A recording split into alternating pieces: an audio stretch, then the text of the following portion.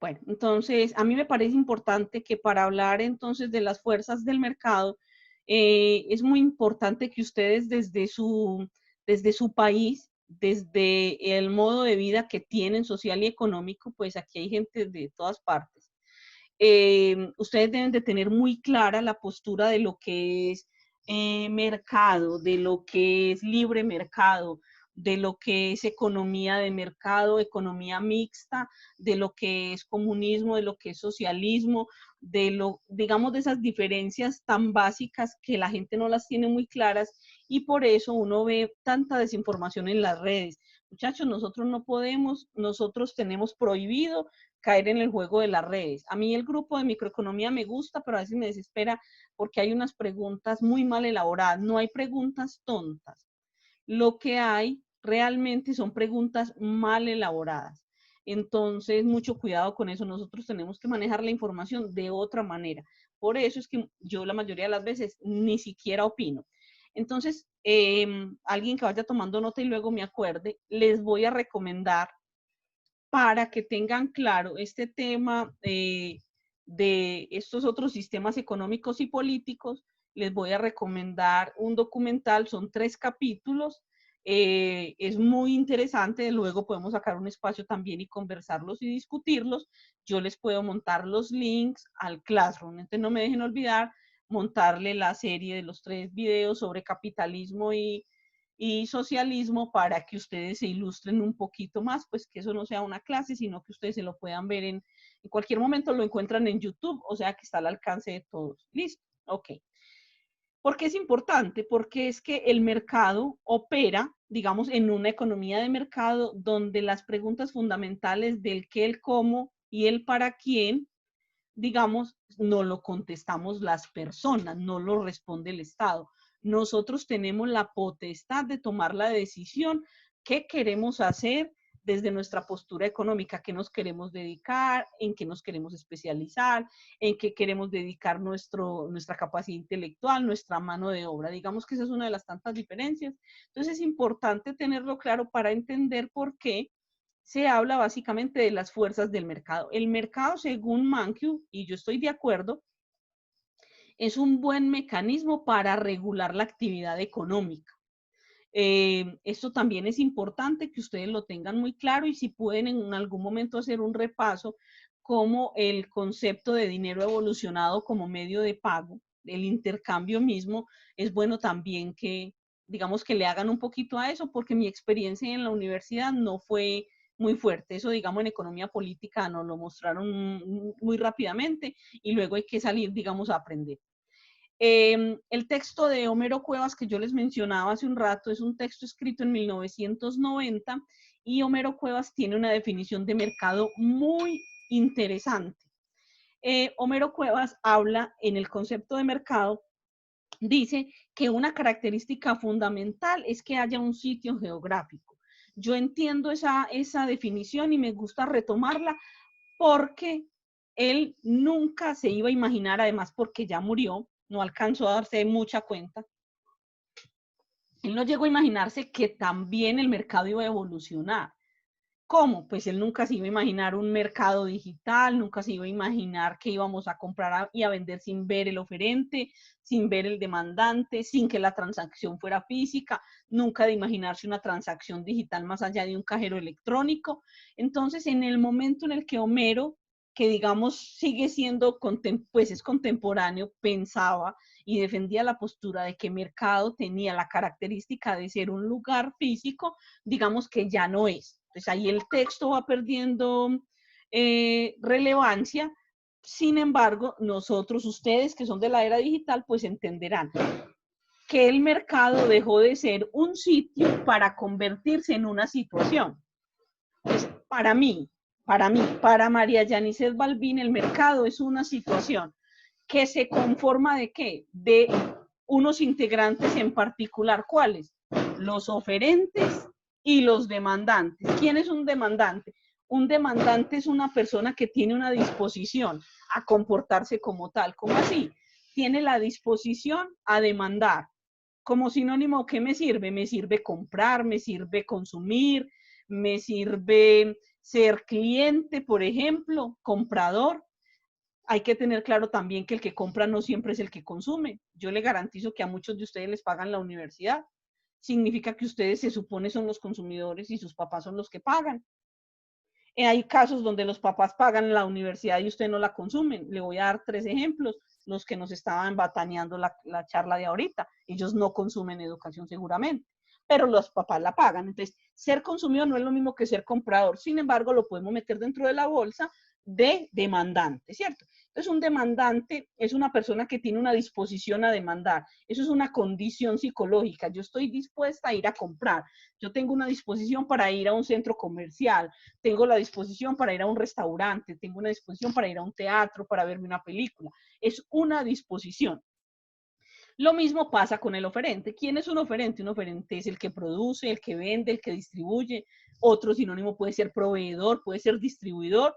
No siempre el que produce distribuye, claramente, pero caben, digamos, en la misma bolsa. Entonces, ¿qué es el mercado? El mercado es una situación donde confluyen, donde se reúnen, ¿quiénes? Oferentes y demandantes, que tienen la disposición de generar un intercambio. Y hablo de disposición porque muchas veces no se da. Usted a veces quiere ir a comprarse algo y resulta y dice, no, decidí no comprarlo. Ahí estaríamos hablando de que usted podría ser un demandante potencial.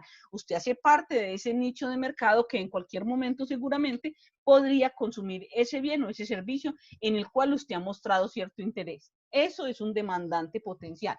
Cuando usted decide entregar su dinero para que le entreguen el bien, realizar la transacción, sea física o virtual, digital o como quiera, ya ahí usted pasa a ser un demandante real porque en efecto logró consumir aquello o comprar aquello que quería.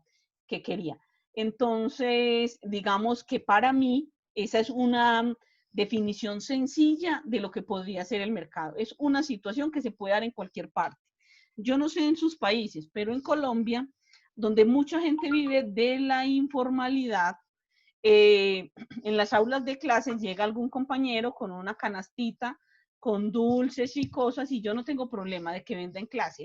El aula de clase no es un mercado, pero cuando un compañero decide comprarle un dulce, ahí se está generando una situación de mercado, porque está a la disposición del que lleva el producto a ofrecer y está a la disposición del que quiere comprar algo de lo que él tiene en esa canasta. Hasta ahí van conmigo. ¿Es claro, muchachos? Sí, sí, señora. Sí, profesora. Ok, muy bien, perfecto. Muchas gracias. La oferta y la demanda, como para mí son disposiciones de los individuos, recuerden que los individuos a través del tiempo y durante la vida cumplimos los dos roles. ¿Qué sucede con el rol de consumidor? Que lo hemos cumplido desde antes de nacer. Porque cuando usted va a nacer, pues ya sus papás le han comprado un montón de cosas. Usted ya está demandando un gasto. Usted ya está consumiendo, aunque no tome decisiones de consumo. Claramente. De hecho, uno se demora mucho tiempo para tomar decisiones de consumo. Cuando usted está pequeño, usted va, en Colombia los niños van a la tienda y le preguntan al tendero, ¿para qué me alcanza este dinero? Entonces es el tendero el que toma la decisión, sin embargo el niño consume. Entonces digamos que la condición de consumo se adquiere muy rápidamente, casi que instantánea y no se pierde nunca. Usted consume hasta después de la muerte.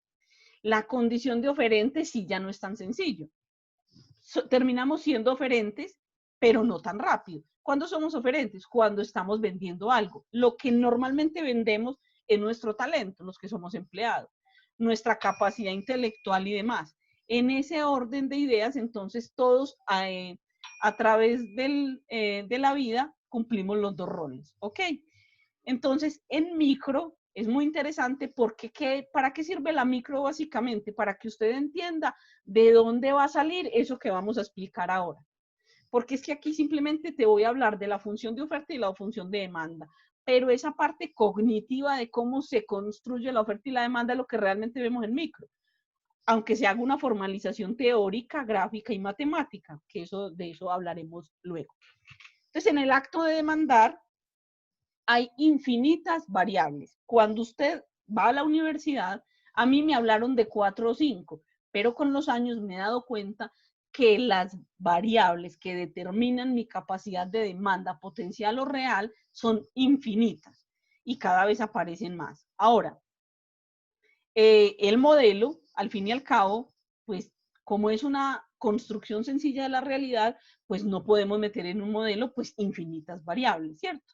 Entonces, digamos que la función de demanda se construye con algunas variables en particular, no con todas las variables, con algunas variables en particular. Yo separo las variables entre variable principal y variables secundarias. Y quiero preguntarles, y espero me respondan, porque la idea es que esto no sea un monólogo, sino una conversación en algunos momentos. ¿Cuál creen ustedes que es el detonante principal cuando voy a tomar una decisión de compra?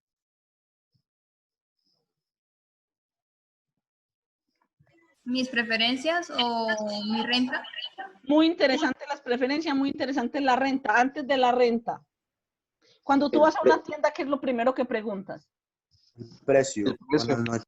Bingo, el precio. Hablaríamos de gustos y Buenas preferencias. tardes, ¿cuánto cuesta esta chaqueta, este suéter, este saco, esta chompa, como la llamen? Vale tanto dinero. Es la primera pregunta antes de uno preguntar la talla y el color. Entonces, es el precio, digamos, la variable principal. Y la prueba de que es la variable principal, digamos que es la variable mediante la cual se construye lo que nosotros vamos a conocer en adelante como la curva de demanda. El precio, que lo vamos a dibujar siempre en el eje de las ordenadas. Para nosotros, compañeros, ya no existe la X ni la Y. Para nosotros se va a llamar de hoy en adelante ordenadas. Esa es la variable principal. ¿Por qué? Porque dependiendo de lo que cueste, usted va a tomar la decisión en correspondencia con la cantidad de ingreso que usted tenga, cuántas unidades va a consumir, y con ese nivel de detalle lo veremos en micro. Aquí lo vamos a dejar hasta ahí. ¿Ok? Muy bien. Entonces, el precio es la variable principal y las variables secundarias serán las otras, las que vamos a mencionar a continuación. La variable principal sobre la curva de la demanda me generan un efecto que se conoce como el efecto movimiento. Y ese movimiento lo podemos comprender a partir de un comportamiento común. Cuando un comportamiento se vuelve común, se vuelve ley. Por eso, los comportamientos no los podemos validar. Si hubiésemos validado el comportamiento de ahorita, se hubiera vuelto ley. Si no lo paramos, se sigue repitiendo. Entonces, lo mismo pasa con estos asuntos. Cuando el precio de un bien que yo voy a consumir sube, la reacción más común es ¿cuál? Dejar de consumirlo. Consumir menos, claramente, ¿cierto? Eso es lo normal. Entonces uno diría, no, pero hay gente que lo consume más. Sí, claro, recuerden que vamos a revisar la clasificación de los bienes en la economía y ahí estaríamos hablando de los bienes Giffen, aquellos que rompen con la ley de la demanda. Ok, ahora, si el precio de un bien disminuye, ¿qué pasa con mi predisposición a comprarlo? Va a aumentar. Va a aumentar claramente, sobre todo si es de mi gusto y de mi apetencia.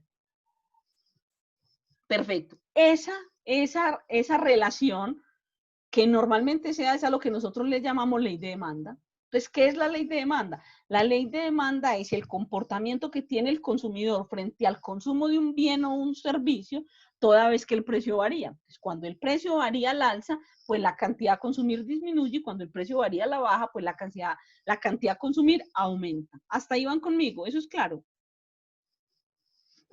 Sí, Sí, profesora. Sí, profesora. señora. Ok, perfecto, muy bien. Ahora, retomando, la variable principal precio, entonces me provoca sobre la curva de la demanda movimientos.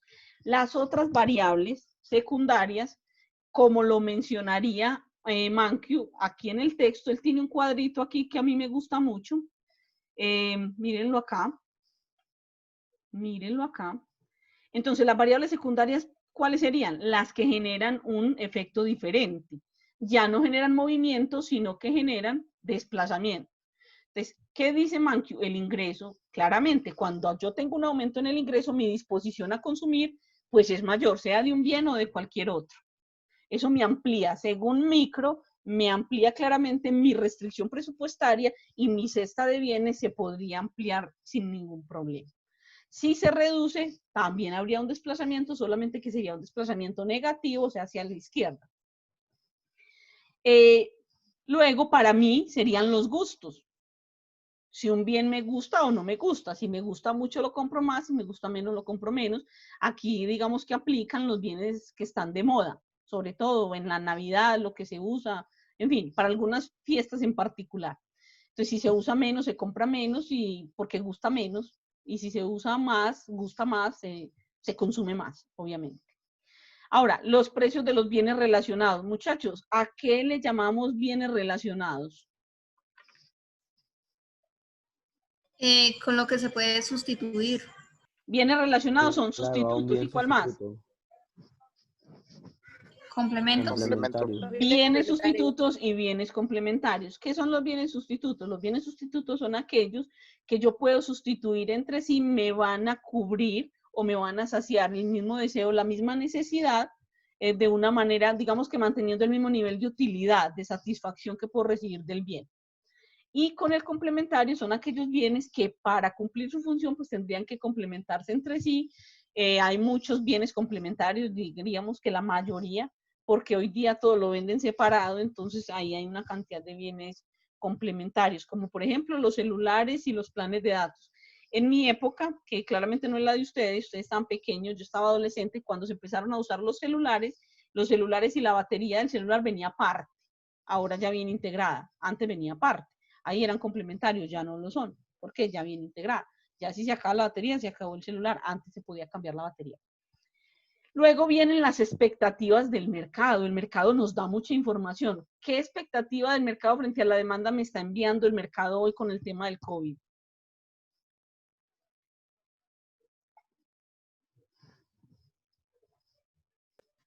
¿Cómo, profe?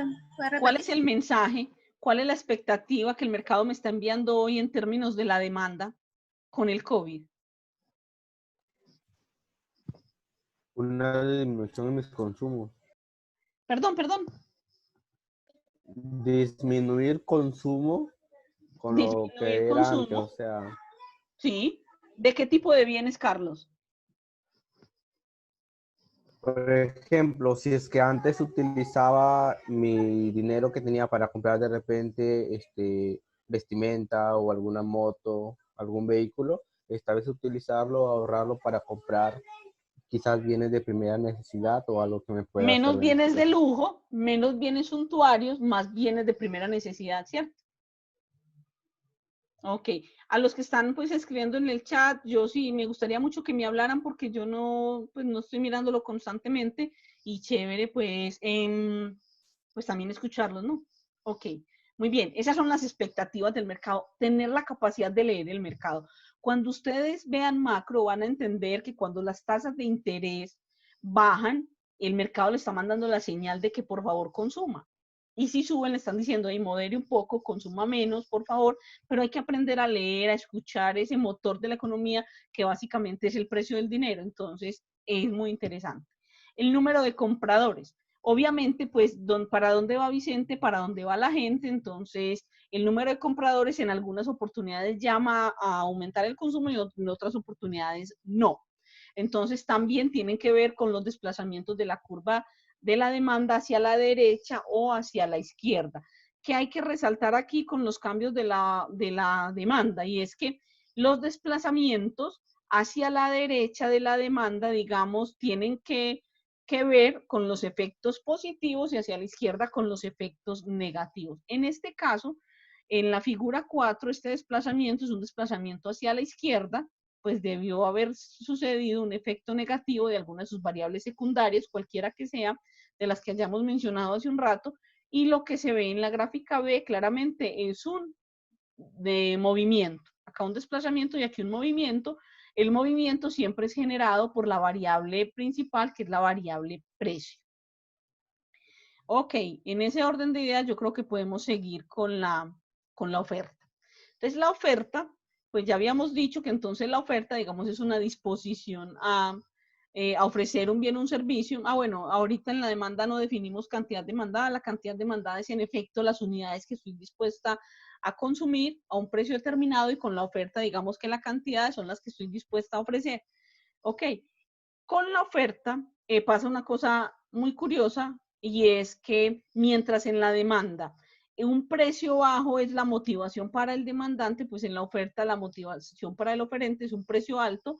Esto para decirles que la variable principal de la oferta también es el precio, que también se grafica en el eje de las ordenadas y que también genera movimiento sobre la curva de oferta. Que las demás variables, que también son un montón, aquí solamente vamos a trabajar unas 4 o 5 como máximo, digamos que esas son variables secundarias. Y Mankiw, pues siendo muy precavido él, también tiene por aquí un cuadrito que a mí me sigue gustando mucho, lo acabo de decir, donde menciona las variables. Entonces, la variable precio genera movimiento, las que generan desplazamiento son las secundarias. Entonces tenemos los costos de producción. Los costos de producción pueden generar un desplazamiento hacia la izquierda o hacia la derecha. Lo que pasa es que acá, con la oferta, pues digamos que ya el desplazamiento es un poco distinto. El desplazamiento negativo, acá, miren acá, el desplazamiento negativo es hacia arriba y el positivo es hacia abajo, hacia donde aumentan las cantidades de los bienes a producir. Entonces, cuando hablamos de los costos de producción, pues mientras más cara me cueste la producción, menos voy a querer producir. ¿Por qué? Pues porque finalmente la motivación del oferente es la ganancia y es la diferencia entre lo que me cuesta y el precio que en efecto puedo cobrar al final del producto. La tecnología, ese término me gusta mucho. Mankiw habla de que la tecnología, Pindick, es la forma como se realiza la producción. Y la tecnología, digamos que es toda esa innovación con la cual usted puede producir bienes o servicios mucho más eficientemente, haciendo mejor uso de los recursos, llámese trabajo, llámese capital o como lo quiera llamar, materia prima, factores de producción, en fin. Esa tecnología, pues si esa tecnología va en aumento, va en mejoría, pues voy a poder producir más, por lo tanto, voy a poder producir lo mismo a menor precio, voy a poder producir lo mismo a menor precio o puedo bajar el precio y producir un poco más, en fin, justamente por ello. Las expectativas del mercado también son una señal importante. ¿Cómo creen ustedes que los oferentes pueden estar en este momento leyendo las expectativas del mercado frente al asunto del COVID? ¿Quién me quiere contar? ¿Qué cree?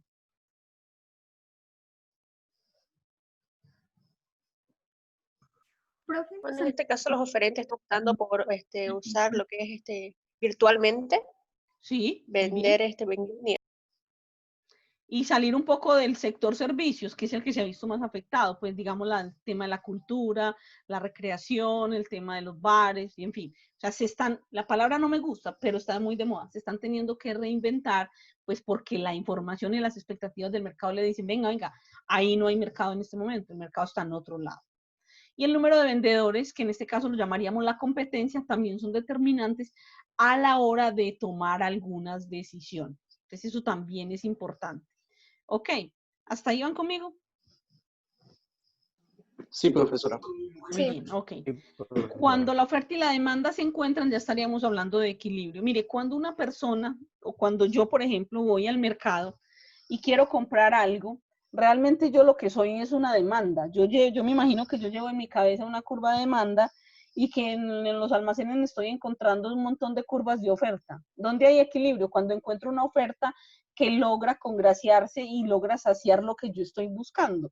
Cuando se encuentran mi demanda con esa oferta, lo que yo llamaría amor a primera vista, y se cruzan, ahí estamos hablando de que en ese punto se vacía ese mercado. No es que se vacíe todo el mercado y se acabó la producción y bueno, en fin, no. Ese mercado, esa situación de mercado que oferente y demandante estamos creando, está vaciándose. Es decir, si yo fui a comprar unos zapatos, pues esos zapatos me los llevo y tú te quedas con el dinero y ese mercado ya desaparece porque ya lo estamos finiquitando. A eso hace referencia cuando dice que se vacía el mercado. No es todo el mercado, es ese mercado que estamos construyendo usted y yo ahí, que puede ser hoy en la red, puede ser en la nube, vía domicilio, en sitio, en el aula de clase, en la iglesia, en un parque, donde quiera que se dé, esa es la situación de equilibrio de mercado. Cuando oferente y demandante se ponen de acuerdo, no solo en las unidades que van a transar, sino a qué precio lo van a transar. Entonces aquí es importante saber entonces que este equilibrio es efímero. Este equilibrio cualquier cosa lo puede mover. digamos que un aumento en el precio. Un aumento en el precio, ¿qué va a hacer en este equilibrio, por ejemplo? Vamos a sacar de acá el lapicito para hacer una rayita. Miren, vamos a suponer que el precio aumenta. Cuando el precio aumenta, pues digamos que la reacción del demandante es ¿cuál? Una disminución. Comprar menos seguramente. ¿Y la del oferente? Vender más. Ajá. Vender más. Ok. Y esa situación de desequilibrio tiene dos nombres. ¿Cuáles son? En este caso Excedente. presenciamos excedente. El Aquí. excedente. El excedente sería excedente de qué? Oferta. De oferta que está más hacia la derecha. Sería excedente de oferta, pero también es una escasez Escasez de demanda. de demanda. Ok, muy bien, muy bien. Si el precio, por el contrario, bajase,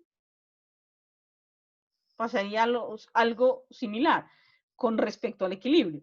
El oferente disminuiría su condición de oferta y el demandante aumentaría su condición de demanda, o sea, de consumo. Por tanto, aquí hay un desequilibrio y esto se llamaría exceso, en este caso, de demanda y escasez de oferta. La pregunta es, ¿cuál es el mejor mecanismo para llegar al equilibrio? Aumento de precios.